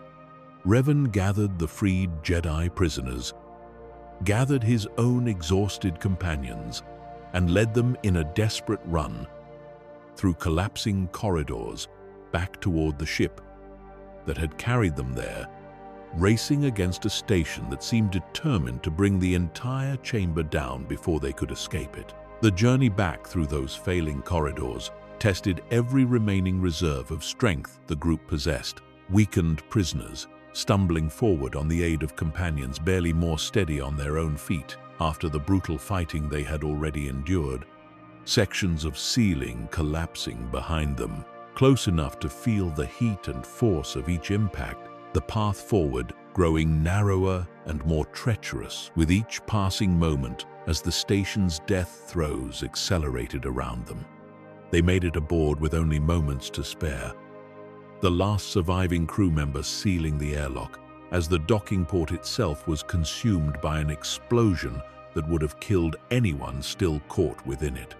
The ship broke away from the dying station just as the Starforge began its final, catastrophic collapse, an explosion visible across the entire system, consuming in mere moments a structure that had stood for longer than most civilizations in the galaxy had existed. A factory capable of building fleets from starlight itself, gone forever, along with the empire that had depended entirely on its endless production to sustain its war against the Republic. The effect on the wider Sith fleet was immediate and total. Without the Starforge's endless supply of ships and weapons, without the singular figure of Malak to command their loyalty through fear, the remaining Sith forces scattered across the system lost all meaningful coordination within hours. Admiral Dodonna's Republic fleet, which had been engaged in a desperate holding action throughout the confrontation happening deep within the station, found itself facing an enemy that had effectively decapitated itself and pressed the advantage without mercy, cutting down what remained of the Sith Armada before it could regroup or retreat to safer territory. By the time the wreckage of the Starforge stopped falling through the system, scattering across the void in pieces that would drift for generations afterward, the battle was over, and with it, the Jedi Civil War itself finally reached its conclusion. Revan stood on the bridge of the ship that had carried him back into the darkness and out again, watching the debris field that had once been the single most dangerous weapon the galaxy had ever known, and found himself, according to the companions who stood beside him in that moment, strangely unable to feel the triumph the occasion seemed to demand. He had killed the man who had once been his closest friend, his most loyal soldier, his apprentice through years of shared conquest and shared corruption. He had ended a war he himself had started, using knowledge and skill forged during the very atrocities that war had required of him. There is very little room, in a moment like that, for anything resembling simple victory. There is only the exhausted, complicated weight of having survived something that should never have needed to happen at all. The Republic, when word of the victory finally spread, greeted the news with a mixture of relief and profound exhaustion that mirrored Revan's own feelings almost precisely. Celebrations broke out on some worlds, spontaneous and genuine. Crowds gathering in city centers that had spent years bracing for the next wave of Sith attack, finally allowing themselves to believe that the danger had truly passed. On other worlds, worlds that had been bombarded, occupied, or simply left to struggle through years of economic devastation caused by a war that had consumed so much of the Republic's military and industrial capacity, the news arrived more quietly, absorbed by populations too exhausted and too grief-stricken to summon much in the way of celebration. Victory, it turned out, looked very different, depending on how much a given world had already lost by the time it finally arrived. The war was over. The Sith Empire that had devastated so much of known space was shattered beyond any immediate hope of reconstitution. But the cost of reaching that outcome had been staggering, measured not simply in destroyed ships and ruined worlds, but in an entire generation's worth of trust, stability, and innocence that the galaxy would need decades, if not longer, to even begin rebuilding. The Jedi Order itself emerged from the conflict a fraction of what it had once been. Its ranks thinned by death and by darkness in equal measure, its confidence in its own traditional wisdom, shaken by a war that had forced so many of its members to abandon the very principles the Order had spent centuries cultivating. Rebuilding that confidence, rebuilding the Order's numbers, rebuilding the galaxy's trust in institutions that had so visibly struggled to prevent this catastrophe from unfolding in the first place, would occupy the attention of an entire generation of leaders still to come. What remained of Malak's empire in the immediate aftermath of his death illustrates, with brutal clarity, exactly how thoroughly his rule had depended on fear rather than any deeper structure of loyalty or shared purpose. Without a singular figure at the top, capable of inspiring the same overwhelming terror Malak had cultivated throughout his reign, the remaining Sith Lords who had served him began turning on each other almost immediately, each seeking to claim whatever fragments of power and territory could still be salvaged from the collapse. This secondary conflict, sometimes called the Sith Civil War by historians studying the period, proved almost as destructive in its own localized way as the larger Jedi Civil War had been. Ambitious dark side users tearing through the remaining infrastructure of Malak's empire in their scramble for supremacy, destroying each other with the same ruthlessness they had once directed exclusively at the Republic. Among the more prominent figures to emerge briefly during this chaotic scramble was a Sith Lord who had commanded one of Malak's outer fleets during the war's final campaigns, a woman who styled herself Darth and attempted, in the weeks immediately following her master's death, to consolidate the scattered remnants of the Sith military under her own banner, promising the exhausted, leaderless officers still nominally loyal to the Empire a return to the order and purpose they had lost.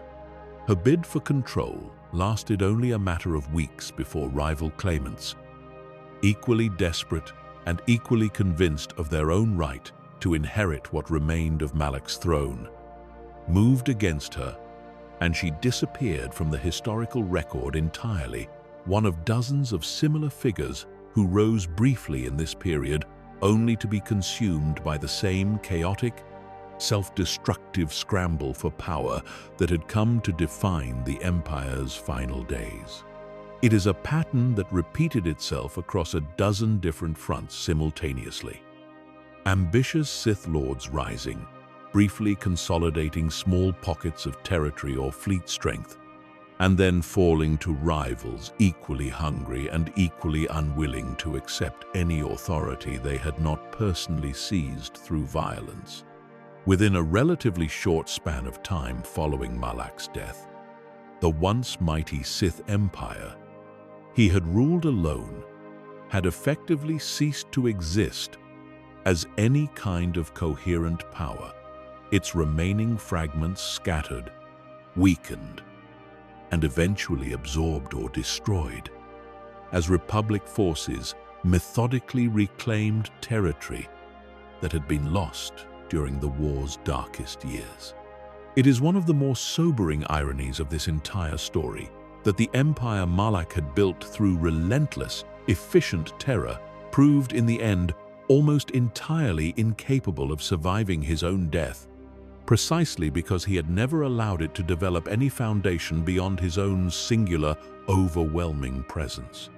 He had spent years teaching an entire generation of Sith that betrayal at the highest level was not merely possible but proven effective, and in the chaos that followed his death, that lesson consumed the very empire it had once helped him build.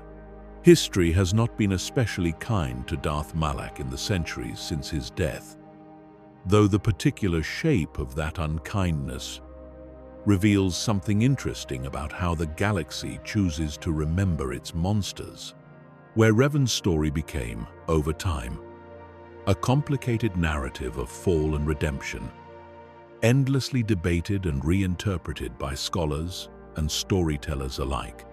Malak's story settled more quickly into something simpler and starker. The loyal apprentice whose hunger for validation curdled into pure, efficient cruelty, remembered less for any complexity of motive and more for the specific, visceral horror of his methods. The orbital bombardments, the academy purges, the mechanical rasp of a jaw rebuilt from violence rather than mercy, the desperate, parasitic draining of imprisoned Jedi in his final days of power. These are the details that survived most vividly in the historical record, not because they were necessarily more significant than anything Revan did during the same war, but because they lacked the redemptive counterweight that eventually softened how history chose to remember his former master. Scholars who have devoted careers to studying this particular period of galactic history have noted, with a kind of weary consistency, how often popular retellings flatten Malak into a simple obstacle for Revan to overcome, a final boss in the truest sense. Present in the story, primarily to be defeated rather than understood. This flattening does a disservice not merely to historical accuracy, but to the deeper lessons the actual, complicated history of his rise and fall might otherwise offer. Malak was not born a monster. He was shaped into one through a specific, traceable sequence of choices, betrayals, and corruptions, each step following logically from the one before it, in a way that makes his transformation feel less like an aberration and more like a warning about what becomes possible when legitimate grievances are allowed to curdle, unchecked, into justification for anything at all.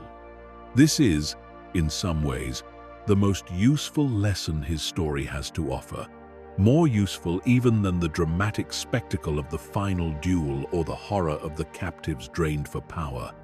Every atrocity Malak committed had, somewhere at its origin, a grievance that was not entirely unreasonable, a frustration with a republic too slow to protect its own people, a resentment at being overlooked in favor of a more celebrated companion, a fear of betrayal that grew, over years, into the very thing it claimed to guard against.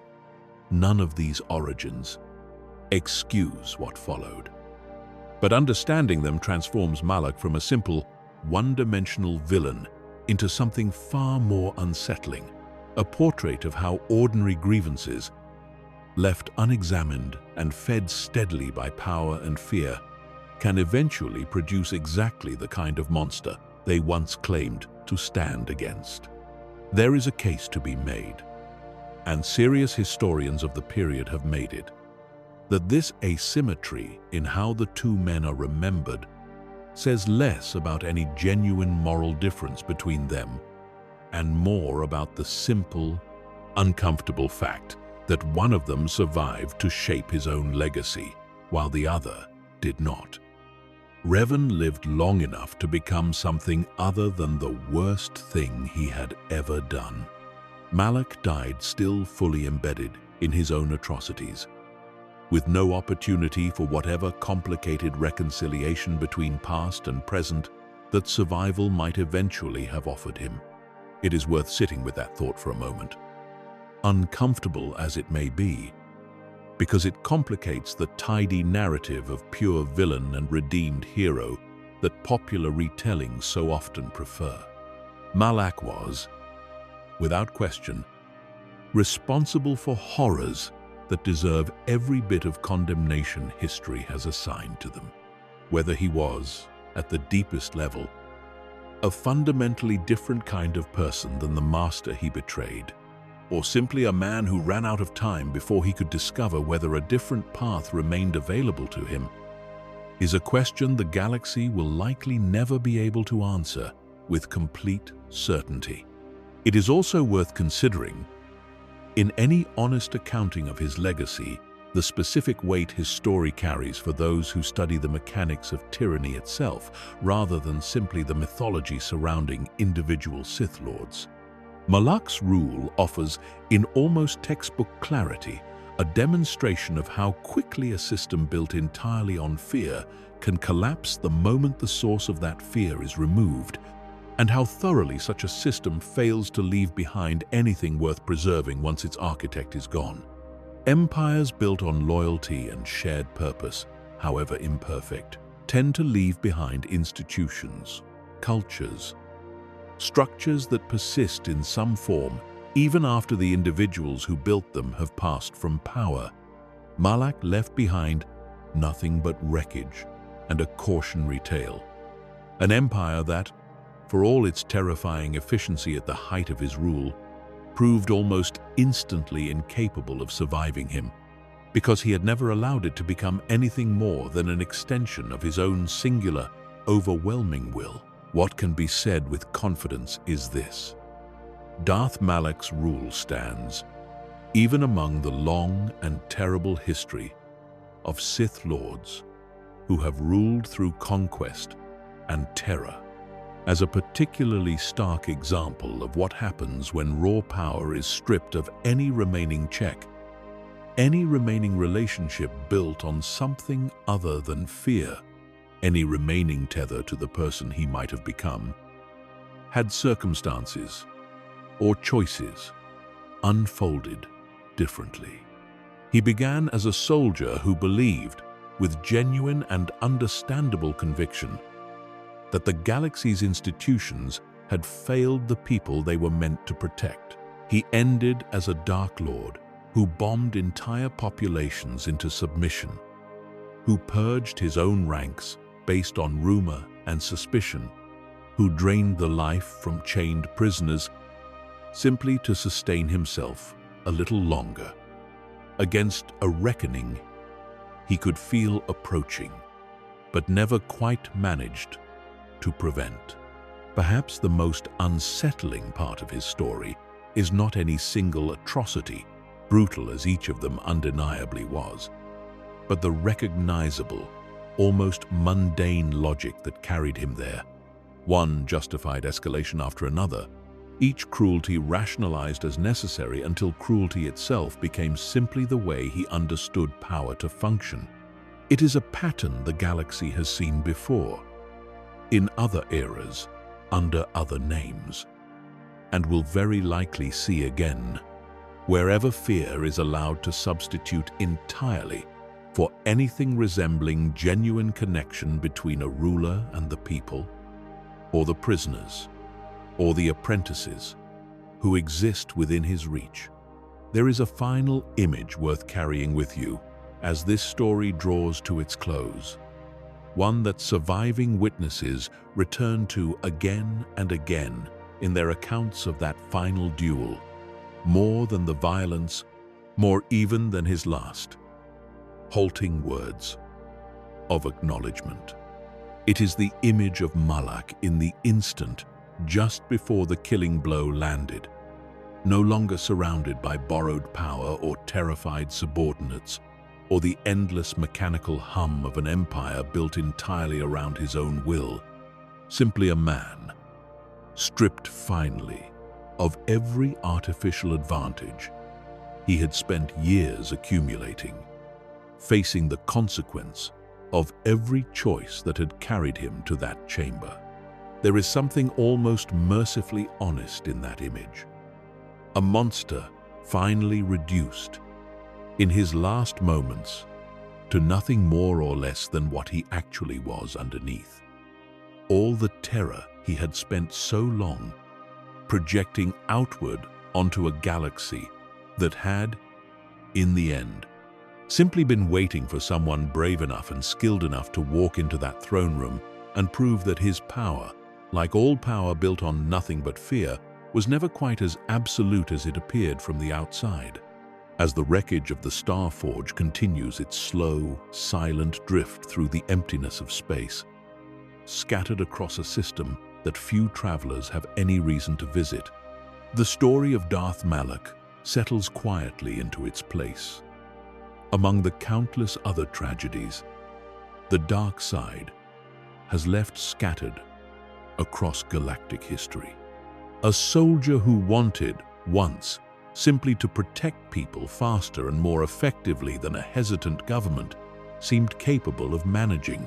A Dark Lord who came to believe that terror was simply efficiency, wearing a different face. And in the end, a broken man kneeling in a collapsing station, offering his former master a final, halting acknowledgement that the path he had chosen had cost him everything it ever promised to give. Let his story settle now, the way the wreckage of his empire settled across that quiet, distant system, and let it carry you gently the rest of the way into rest. The war is over. The bombardments have stopped. The mechanical breath that once meant death for entire worlds has fallen silent at last, and there is nothing left now but the slow, patient work of a galaxy learning, once again, how to heal. Somewhere out there, drifting quietly among the stars, the pieces of a station that once produced endless fleets from nothing but starlight and dark side hunger continue their long, silent orbit, monuments to an ambition that consumed everyone who touched it too closely. The Empire is gone.